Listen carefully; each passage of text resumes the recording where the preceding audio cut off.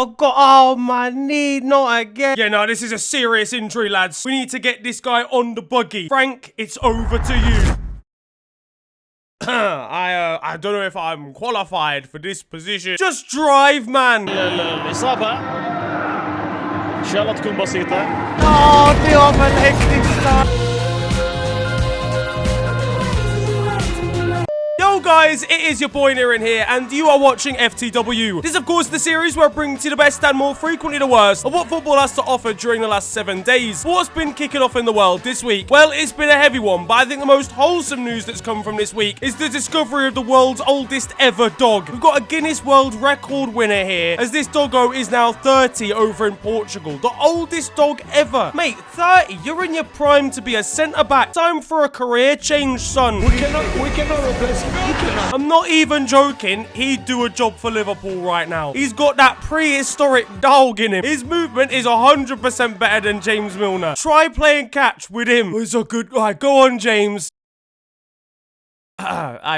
James. On to the football though now, and a big developing story is a Qatari group wanting to buy Manchester United. Their aim is to give huge funds to boss Erik ten Hag and take United back to the Premier League summit. Mate, this could do a madness for the Premier League and of course further United's fortunes too. But Red Devil supporters are going to need to delete their tweets about Manchester City's cash injection. Here we have United fans' official statement to the Glazers amid this interest. Let I tell you something, you fucking American, get the fuck out my club and go back to fucking America. This is actually unfair. You've got everyone and their nan owned by a Gulf state, and for Liverpool owners, FFP stands for financially fucked pal. Here we have United supporters trying to justify £1.6 trillion spending next transfer window. Don't talk about spend, talk about net spend. Pep was delighted to hear that there was extra Qatari investment in Manchester before finding out it was for United. Oh, let's go! That's class!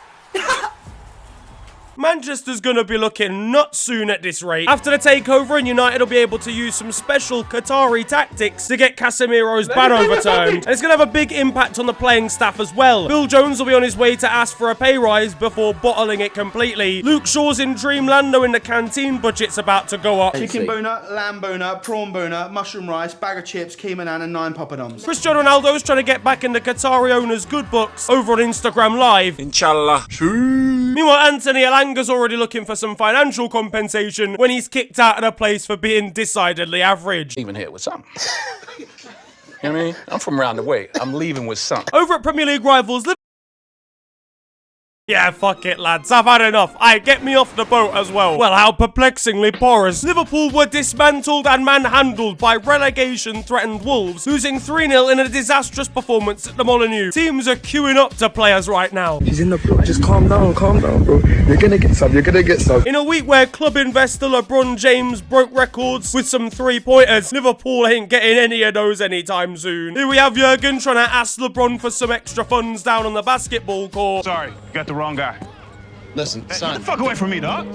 It was an all-around shambolic performance from the lads. And judging by the ratings, I thought Wolves were the ones that were supposed to be in orange. Alisson has had enough of everyone in front of him and wants to do it all by himself. He would actually walk into our midfield. Literally. Cody Gakpo needs work experience. Joe Gomez is dead food. But one man taking the piss?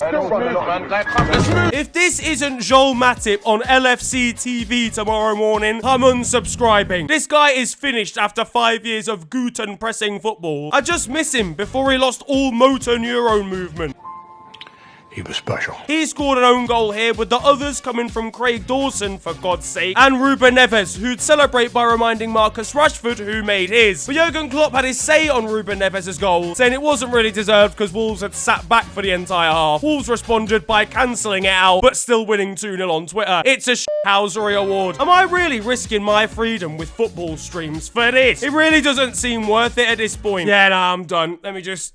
Okay, and then, hang on, I'm gonna... Since the World Cup, Wout Faes is our top scorer, and he plays for Leicester. Jurgen Klopp was honestly better before he went to Specsavers. At least we can say we helped put Everton back in the drop zone with this result. It was all part of the plan, but this poor form now gives a Merseyside derby underdog a chance to win. Who am I kidding? Liverpool ain't beating Everton. Even more so as Everton shockingly beat league leaders Arsenal in Sean Dyche's first game in charge. A Dwight McNeil ball found Tarkovsky's header for their ex-Burnley boss, he's getting the band back together. This isn't Brexit football, that is BNP ball. In the build-up, and Sean Dyche banned snoods on the training ground, and that's led to the Toffees' first win since October 2022. For Arsenal though, and they need to get a grip, I'm afraid, ruining everybody's acca 26 seconds into the day. Mikel Arteta looked a lot different for this one. At least Robbie from AFTV's gassed the increased bank account revenue as Arsenal start bantering about again. This one was Jorginho's first appearance for the club, and he made an instant impact with them conceding. Bukayo Saka's already fuming in training now that he's off penalty duties for the Italian. Saka was also getting at Jordan Pickford in this one, and there were more clashes at the end too, as Neil Maupay once again got underneath Arsenal's skin. Maupay, you are an absolute disgrace. You're a cheat. Everton fans are going to have to smuggle him out of Goodison Park away from the Gunners supporters. You're gonna get the chopper on you, lad. Get the tunes on, someone get the tunes. Calm down, hit the right lane, slow down, slow right down, hit the left, no cars coming from the left, just hit it. Meanwhile, Marcus Rashford will be claiming that as his celebration too on Insta. Arsenal's title rivals though, Man City, have had an even more wild week off the pitch, as they've been charged with over 100 breaches of Premier League financial fair play rules. Now, I talked about it more here, but this could be huge, with possible sanctions including points deductions, fines, or even Premier League expulsion. If only they'd sign players on 76-year deals. Their fixtures next season, once they've been relegated to the Isthmian League West, are going to be different. Sneak, scoop no, rat no.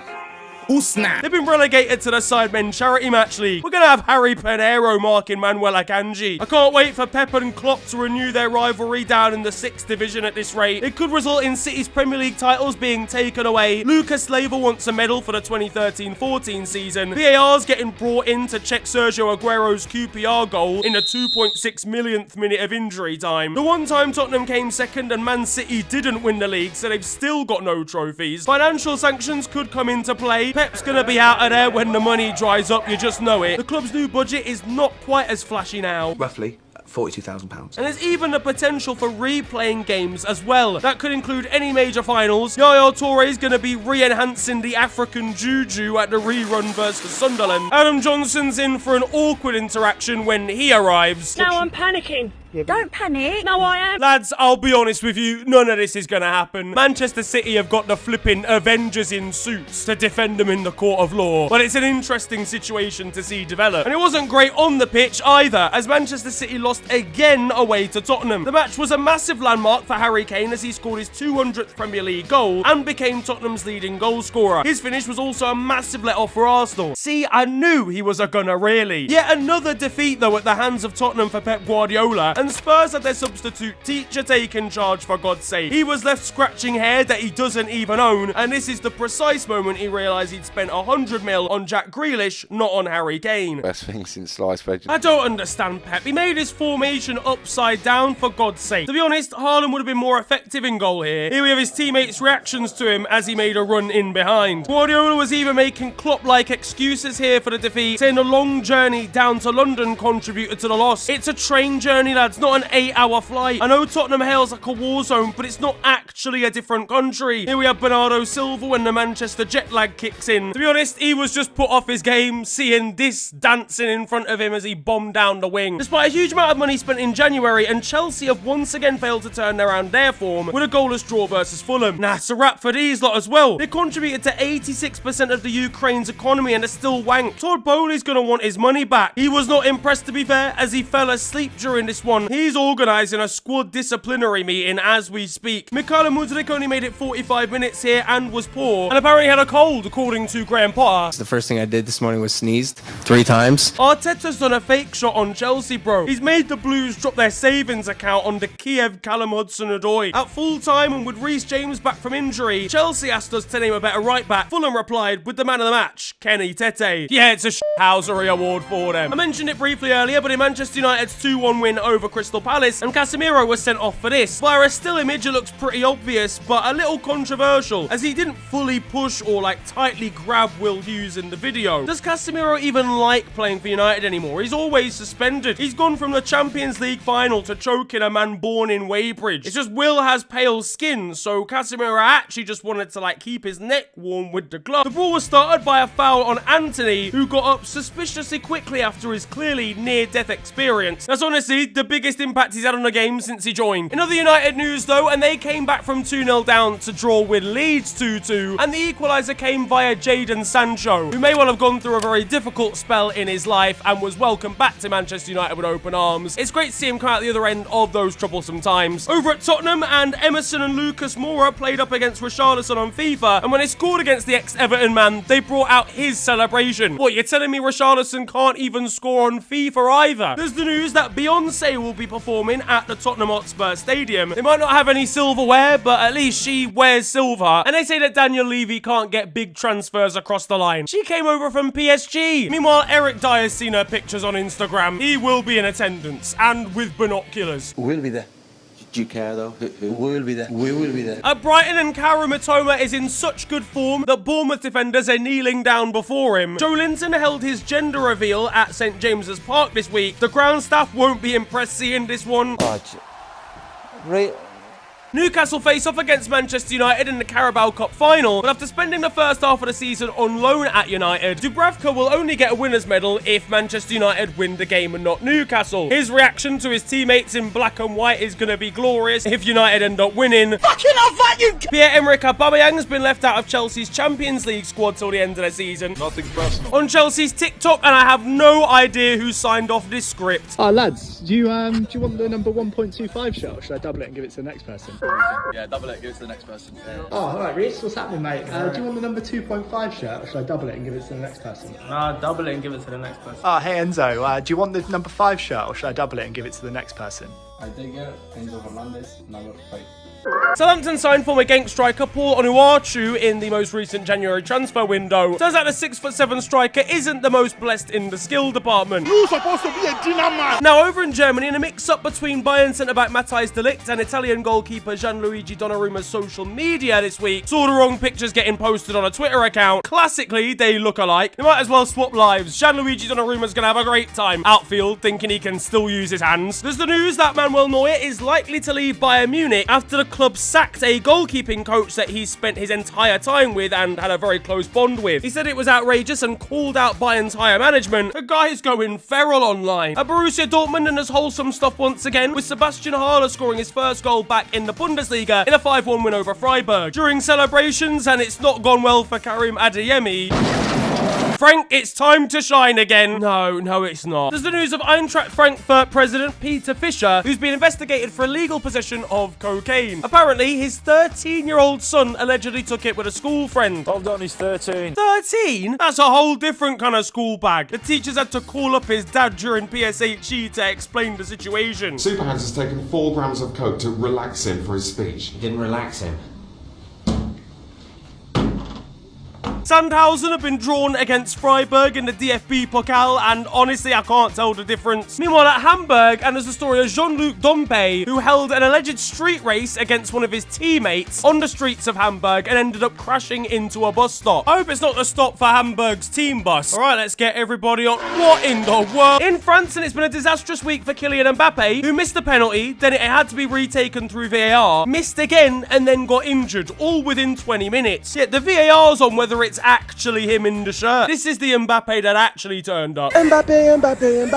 PSG's manager won't even be acknowledging him at the hotel after the game. OGC Nice's Sofiane Diop's knee slide could have gone a little bit better after scoring this week. Staying at Nice, and Dante decided to announce he's starting a vlogging series on YouTube at half-time. Yo guys, what's going on? We got Ben Foster here with me as well. Legends, all of you. Dante probably should be out on the pitch right now. Meanwhile, over at Angers, and no text message is safe. This guy can't be a midfielder. There's no scanning going on at all. In Saudi Arabia, and Cristiano Ronaldo scored his first goal for Al Nassr since joining, and of course, it was a penalty. He's not too pleased when fans ask him to actually score from open play. He missed 2 absolute sitters in this one as well. Honestly, the guy, he's done. If a man can't be scoring 4 in a game in the Saudi Arabian League, then Mesut Ozil was asked what it was like to play with Cristiano Ronaldo by a young Turk this week, and his answer was gold.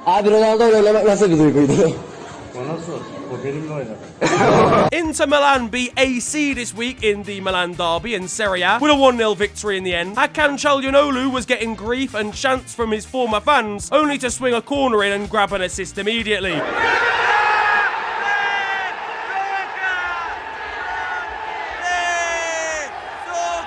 Kim Kardashian wore a retro Roma top this week, and searches for the club on Google went up exponentially. Jose Mourinho and his assistant are straight over into her DMs at Empoli, and how about this for a triple save from Giulielmo Vicario? And the crazy Italian goalkeeping continues. We're down in the 7th tier. Take a look at Salvatore Nastasi, a 59-year-old shot stopper, who I can only imagine is Gianluigi Buffon's dad. In Spain, Mallorca stunned Real Madrid with a 1-0 victory this week and rubbed it in the face of Vinicius Jr. here. Carlo Ancelotti's not the same with 2 level eyebrows. Angel Correa scored for Atletico Madrid, but the goal was disallowed this week. He was then substituted immediately after, but VAR overturned the decision and gave him the goal, meaning he could celebrate on the bench with his jacket on. Arturo Vidal promised that he would kick Real Madrid's arses in the Club World Cup with his side Flamengo before being eliminated from the competition beforehand. Meanwhile, Joan Jordan of Sevilla was handed some notes by his manager, and after scanning them for a full 2 minutes, doesn't seem to know what they are. What in the fuck? Now that it's time for goals of the week, and we've got more classics here for you. Over at Hearts versus Dundee United, and how about this in the last minute from Stephen Humphries? For Hearts now, Humphries goes from No way! Humphries! He scored from his own half! Is that Peter Griffin on commentary? No way! Over in Australia, and what about this from Marcus Eunice? A lovely bit of skill to start this off, a rainbow flick, and a calm finish after a nice solo run. Over in Mexico and at San Luis, the ball is dropping out of the air and struck so sweetly by Javier Güemes. And finally, Farnborough won 8-0 down in the lower reaches of English football this week. How about this for a solo run from Michael Fernandez?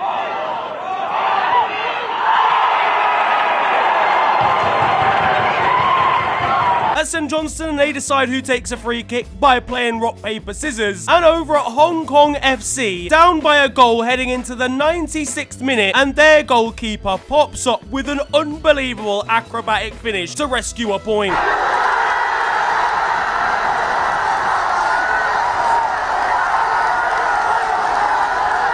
Hello all, and welcome to The Beautiful Game, the segment where we take a look at the poetic and brilliant side of the game that we love. We are back by popular demand for yet more glorious beauty. Do not scratch your eyes! You are really seeing the most extraordinary... And that concludes The Beautiful Game. Now over in Brazil, and Ronnie thinks he scored a goal for Palmeiras, only for it to be cleared off the line. It comes back to him, he shoots again, and then scores immediately. Supreme Alpha Male! Over in Moldova, and they've got a long while to wait until their winter break is over, and seemingly they're bored, because they hired an absolutely terrible Moldovan Erling Haaland lookalike and made him train in various parts of the nation. Japanese footballing hero Kazuyoshi Miura is still going strong, age 55. He's joined a second division Portuguese side on loan till the end of the season. This man's gonna live till he's 163. Over at Kasim Pasha, and Mamadou Fall is in behind. All he's got to do is slot the ball into an empty net. Very interesting! In the Hungarian first division, and 100km/h winds are causing absolute havoc for goal kicks and corners. And in Brazil, I have no idea what happened at this Curitiba game. How have we had 8 red cards in the final minute of the match? Who was the ref on duty? Closer to home, and Wrexham had their replay against Sheffield United in the FA Cup. They had the chance to win the game with a penalty, missed, and then conceded 2 injury time goals. Billy Sharp's interview for Sheffield United after the game was box office. They played excellent. I think they've been disrespectful though. Few things before the game. Thinking they was already through. I'm glad we've beat them. I wasn't happy with a few of their players tonight, but we put that one to bed now because a few of their players I weren't happy with, and eyeing up Spurs. They've not even beat us. I think they thought we were just going to roll over when they got back in it, and I think the referee was helping them all night as well. I don't think he gave me one foul all night tonight. Bristol Rovers took a dig at MK Don's lack of supporters, suggesting that their game should be delayed because there wasn't enough fans in the stadium. They conceded 2 minutes in, and MK Dons replied saying that they probably should have delayed the game after all. At Sheffield Wednesday, and a goal was disallowed after a linesman decided to watch a replay inside the stadium and use it as his VAR. I don't think that's legal. At Carlisle, and Paul Huntington's had an absolute howler with his own goal against Harrogate.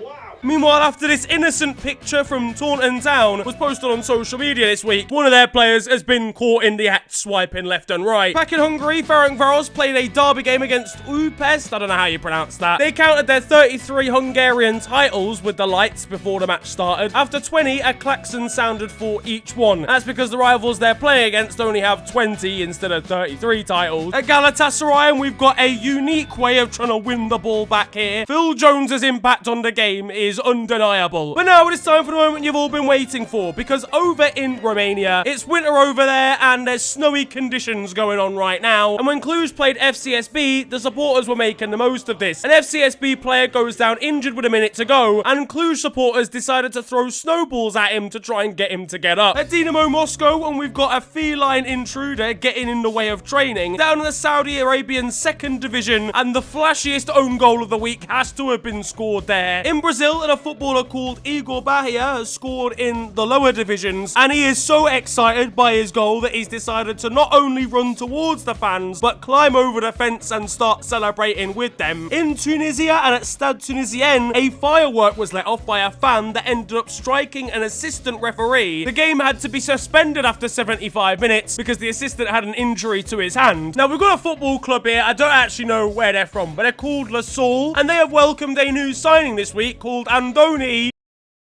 Yeah, now we might want to stick with the first name. That kit man's gonna have an aneurysm, son. In Indonesia now, what a nation again. And ground staff there might want to consider calling this one off, because we've got players playing in jacuzzis here. In the A-League now, and Wellington Phoenix are finishing off one of their games with a disastrous defensive mix-up. Makes sure of the points. And it doesn't get much better defensively over in the United Arab Emirates, where we've got another sensational own goal. Now there is time for Still 0-0, and you guys know the score by now. This is a segment of the show where I bring to you the best of Sunday League and amateur football. Now, one great thing about amateur football is it's so accessible. You can go to your local park, your local football club, have a watch with the kids, with the pets even. Unfortunately, up in Scotland though, one of the pets has gone a little bit wild here.